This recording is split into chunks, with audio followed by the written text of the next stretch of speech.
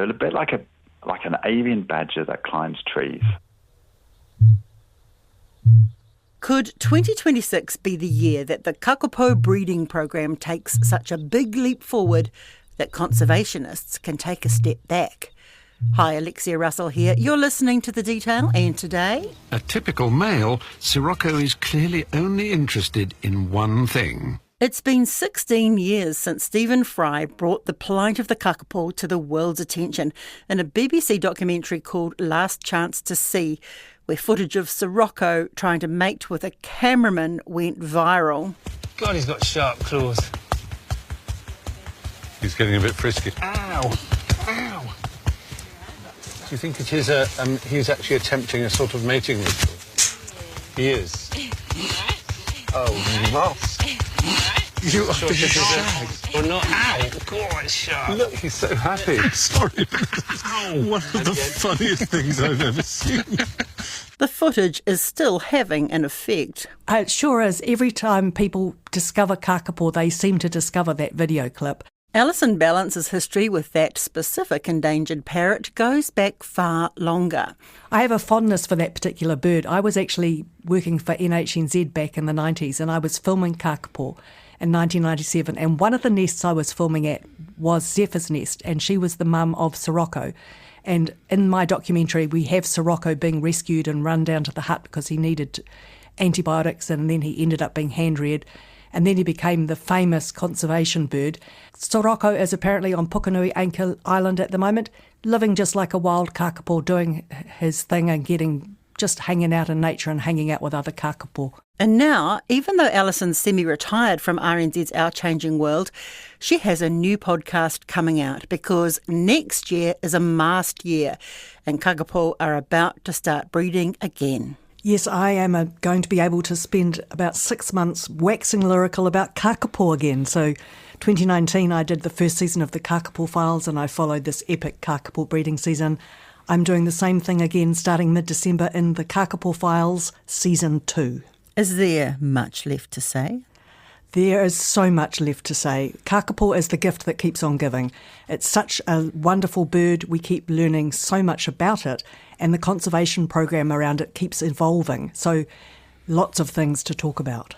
And I guess primarily is the reason that you're doing it is because 2026 is going to be another mast year? 2026 is indeed going to be another mast year, and most significantly for Kākāpō, it's going to be a rimu mast year on the islands where they are. So we've been waiting a while, Alexia. It's been 4 years since Kākāpō last bred. Before that it was 3 years. So you have to wait around to get a good thing from Kākāpō, but this year all the stars are in alignment. Oh, wonderful. And can you explain for us, what does a mast year mean? So a mast year is a bumper year. So lots of New Zealand species, snow tussock, southern beech, rimu, lots of the podocarps, don't fruit and flower every year. They fruit and flower every 2 or 3 or sometimes 4 years apart, and it's all driven by temperature. So you need to get a particular pattern of warmer and colder summers, and that varies for each of those species. And then the species in question, say southern beech, has 1 year where it puts a huge amount of effort into fruiting and seeding, and it does that partly to outwit predators, so that the insects that would normally eat all its seeds, if it produced seeds every year, the insect numbers build up and they just keep munching on the seeds. Whereas if you surprise them with here's nothing, oh, here's a big year, then hopefully you'll get lots of seedlings coming through. The insect numbers or invertebrate numbers more generally, just can't build up quickly enough to eat this huge glut of seeds that lands on the landscape. I mean, it's something like 15,000 seeds per square metre when the beech is masting. That's a phenomenal pulse of seeds and, lovely fats and proteins and delicious food arriving. And the invertebrates just can't eat all of it, so some of it will germinate. Do Kākāpō know in advance that it's going to be a breeding year? They do. We don't actually know how they know. We know because the Department of Conservation keeps a very close eye on the climate models that Earth Science Institute works on, recording summer temperatures. And the summer temperatures that they differ between years, they give you like a heads up. So in the case of southern beech, if you get a cooler summer followed by a warmer summer, and there's a significant difference between that first year 1 and year 2, in year 3 you'll get a beech mast year. So the people can just follow temperatures and go, aha, this is looking really promising, that difference in temperature. It's what they call the delta T. And in the rimu, it's a slightly longer process. So rimu, year 1 has to be warmer than average, year 2 has to be cooler than average. Then year 3, the tree produces pollen, and the female trees are pollinated, and that pollen sits around for that winter, autumn-winter. And that's when the Kākāpō start taking a special interest in the rimu, apparently. They spend a bit more time than normal cruising around in the rimu treetops, sampling all the growing tips. And there's something in there that tells them that this is going to be a good year. In year 4, which is what we've got now, when those pollinated tips start turning into fruit. And there'll be unripe fruit there through till about February, March. And then just when the Kākāpō mum have got babies, the fruit will hopefully start ripening. So nature dictates that they only breed in those years for the survival of their young. Well, that's the year when they know there's going to be a huge amount of food in the landscape. And the part of the reason that the trees don't do these massive fruits every year is not just to outwit the invertebrates, but they need a year off to have a lie down and have a bit of a rest and renew their resources. And so the birds are doing the same thing. So a breeding season is a huge effort. And so it's then quite a good thing if they have a year or 2 off after that to recover. But what they're hoping is that it will be a really boomer year, and that if a female Kākāpō, for instance, lays 3 eggs, if the rimu fruit does its thing and there's lots of it and it ripens, which is a real trick to this whole thing, then they might be able to get 2 or 3 chicks away. And then it doesn't matter if they have a rest for a few years before there's another good breeding season comes along. It makes it a bit frustrating from a conservation management point of view, because you just have to wait for the Kākāpō and the rimu to do their thing. And how old do the birds have to be before the babies are breeding age? That's a great question. Up until now it's been 5. So a 5-year-old female will breed. So we've had 2 breeding seasons in the last 7 years, 2022 and 2019. So this year, all the 2019 babies, they haven't had a chance to breed yet because the last breeding season was a bit too soon for them. There should be lots of new young female Kākāpō trying to breed this year, which will be really exciting. The Department of Conservation's Kākāpō recovery team tell me there's a bit of a wild card. There's 24 young females who are 4 years old, and basically they haven't had experience in the last 30 years of intensive Kākāpō management of a breeding season that was 4 years apart. So they're wondering, maybe some of those precocious 4-year-olds, will they breed? But the thing to remember with Kākāpō is that they start breeding when they're about 5 if they're a female, maybe 7 to 9 years old if they're a male. And they're a really long-lived species. I mean, we don't actually know how old. We've definitely got some birds in their late 40s, early 50s. Maybe they live 60, 70. There's been speculation up to 100. And the incredible thing about Kākāpō, Alexia, is that they just keep breeding. They don't go through menopause like us. So once they start, even if they only breed every 5 or 10 years, if they live to 80, they might still be breeding when they're 80. So a mast year coming up, which is great for those birds on predator-free islands. But those copious beach seeds in other locations also feed rats, mice and stoats, sometimes to plague levels. The Department of Conservation has work to do. Lots of other species like rock wren, took, bats, lots of those small birds, kakariki karaka, the orange-fronted parakeet, whose breeding is very closely tied to southern beach mast. They are all at risk of the ensuing stoat plague in the last summer. And so DOC is going to be doing quite a lot of predator control across Kahurangi, northern Westland and in Fiordland this year. They decide where they can get the biggest bang for their buck because they don't have enough money to do everywhere, so they'll identify particular populations that they want to protect. They might do a 1080 drop this spring to knock numbers down before they climb, and then they'll keep an eye on things, and if the rat and stoat numbers are getting out of control, they might do another 1080 drop next year. And we've done this lots of times in the last few decades. It's highly effective. How many breeding Kākāpō are there right now? Well, the total population is 237 Kākāpō. So after the 2022 breeding season, it briefly hit a high of 252. You do get natural attrition. Birds have accidents, they get illnesses. Some of the older birds may be dying from old age. So we're down to 237 in total. And out of that, we have 84 females of breeding age. And I'll just put that in perspective for you. So that doesn't sound like many birds, but just if you cast your mind back 30 years, 1995, there were 51 known Kākāpō, 21 females, 30 males, and now we've got 84 females. So that's a 400% increase in the number of potential Kākāpō babies about to be made. Oh, wow. That must be pretty exciting for someone like you who's followed this for years and years and years. It's thrilling for me. It's also really exciting. I've been talking to people from the Kākāpō Recovery Program at the Department of Conservation, and they're really thrilled to have got to this point as well. You know, they really have rescued Kākāpō from the brink of extinction, and it's been a long, slow process, you know, as we wait for Kākāpō to do their thing. But the last couple of big breeding seasons, so 2022, there were 55 chicks fledged.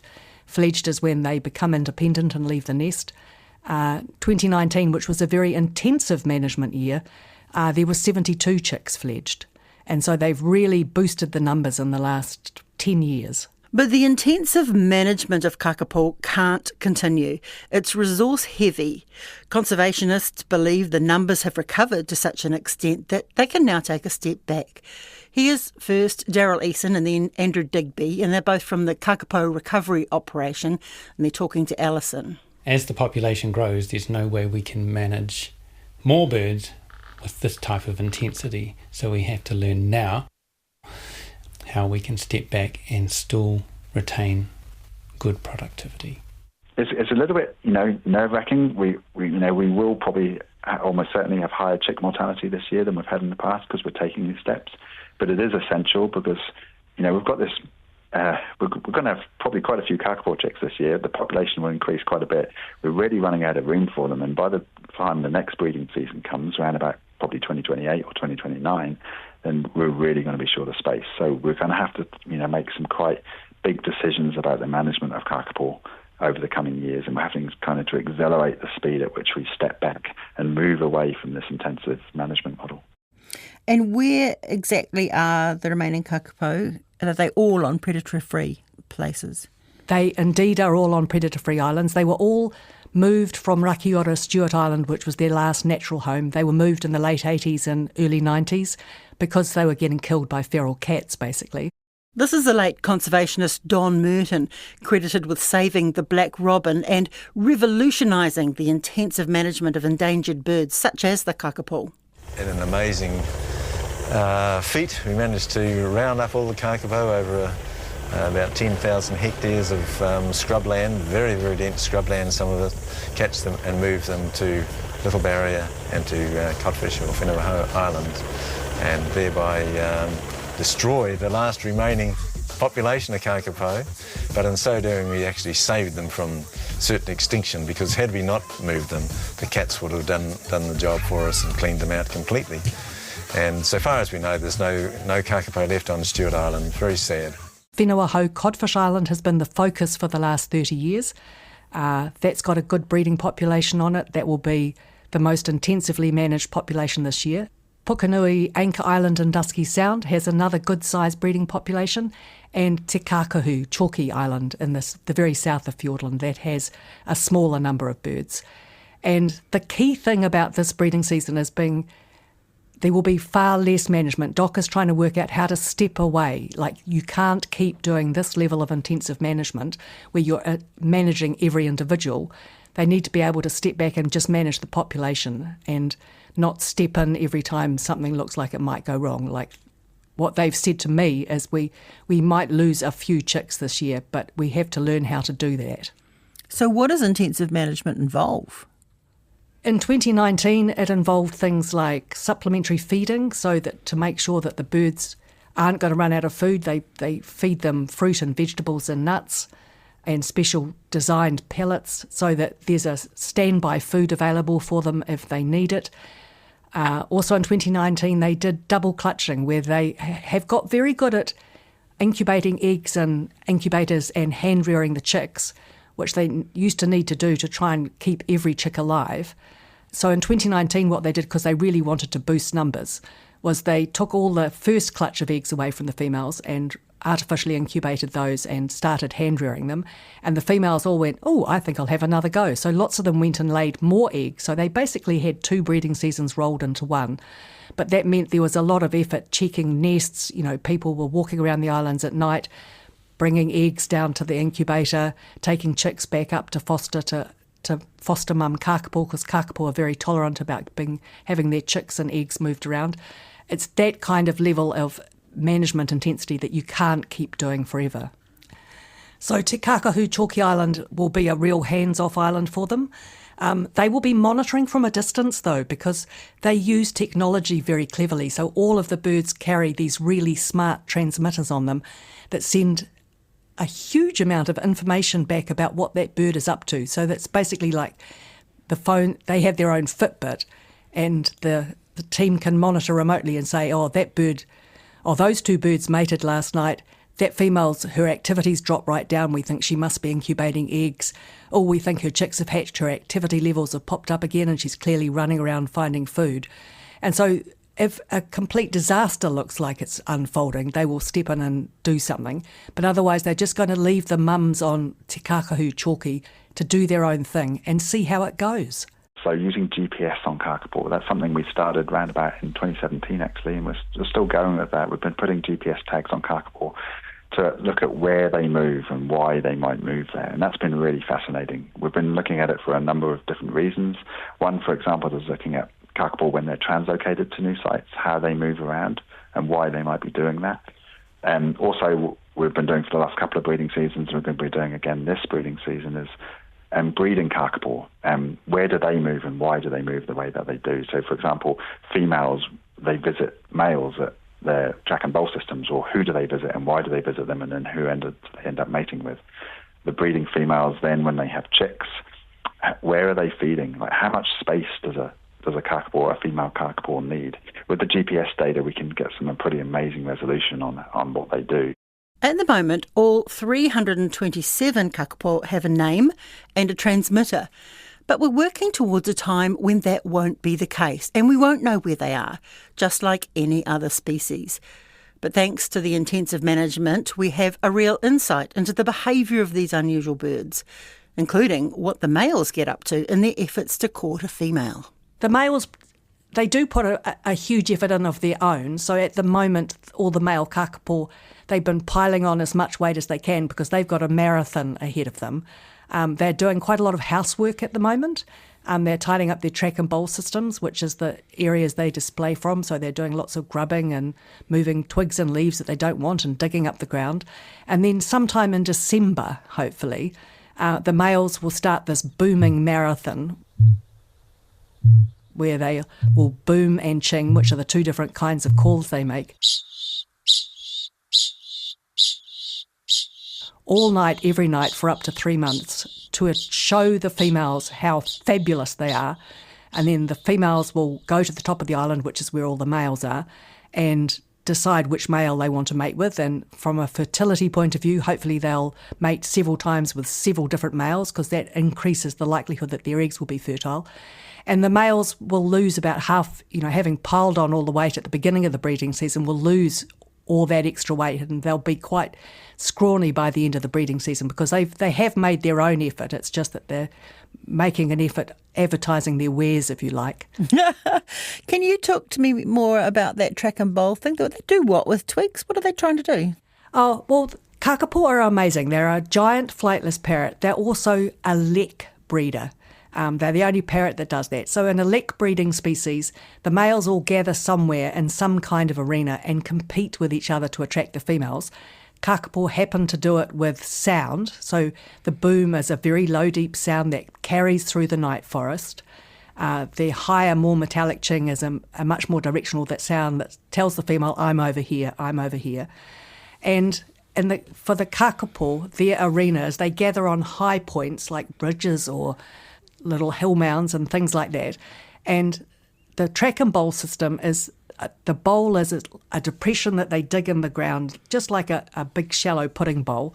And they sit in that and they inflate themselves up like an overinflated football and boom.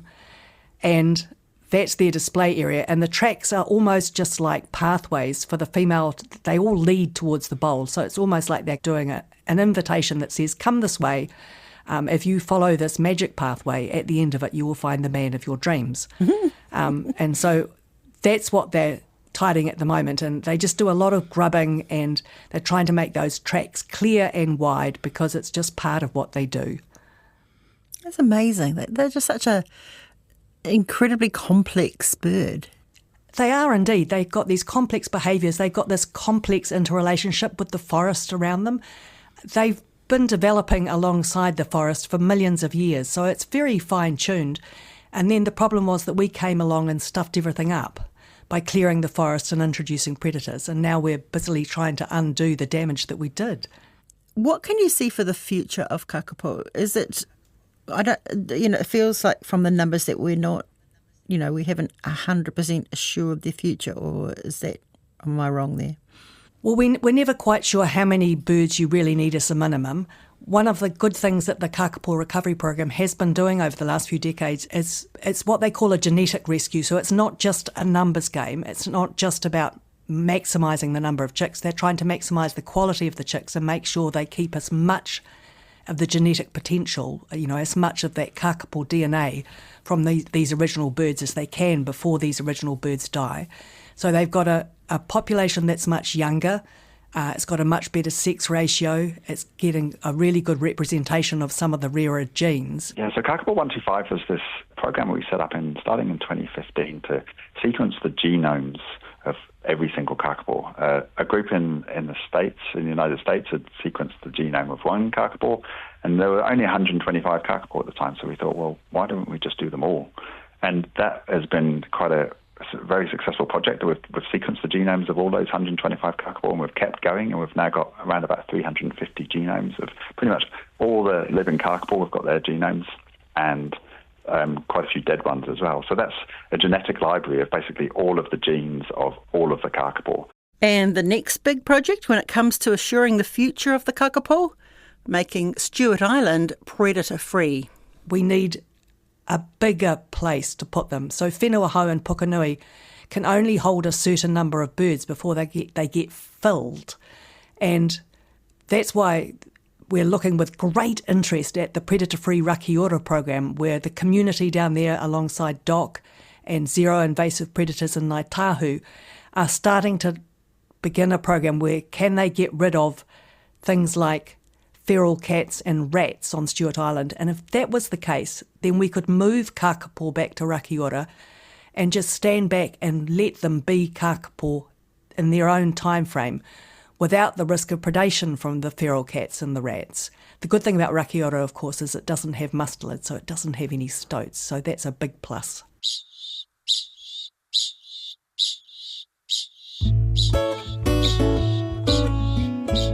That's it for today, but for much more on the Kākāpō, hold out for Alison's new episodes of the Kākāpō Files, launching on RNZ on December the 16th. The Detail is a newsroom production supported by RNZ and New Zealand On Air. This episode was engineered by Jeremy Ansell and produced by Gwen McClure. Thanks to Alison Balance, and I'm Alexia Russell. Mā te wā.